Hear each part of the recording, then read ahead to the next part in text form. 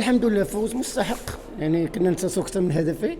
هارد لك للفريق الدفاع حسن الجديدي والمدرب ديالهم عبود زكريا اللي حقا يعني دير عمل كبير في الدفاع حسن الجديدي.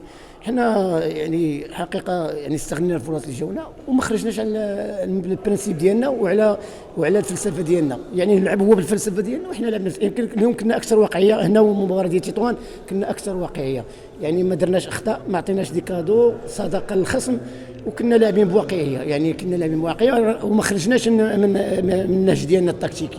وهذه كتبقى مباراه ديال كره القدم، هذه ماشي ديربي، لان الديربي هو اللي مع برشيد.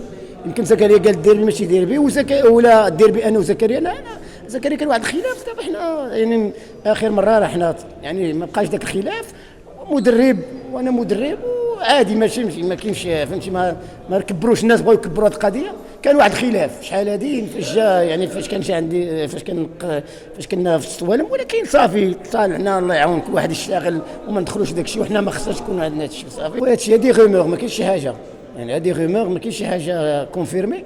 حنا كثر الصوالم فريق اللي شنو يعني اهم حاجه راه باع 10 لاعبين، يعني دابا ولي هذه السنه مشى النعمه كذلك، يعني تبعنا يعني هذه النهج ديالو والمنهجيه ديالو والطريقه ديالو.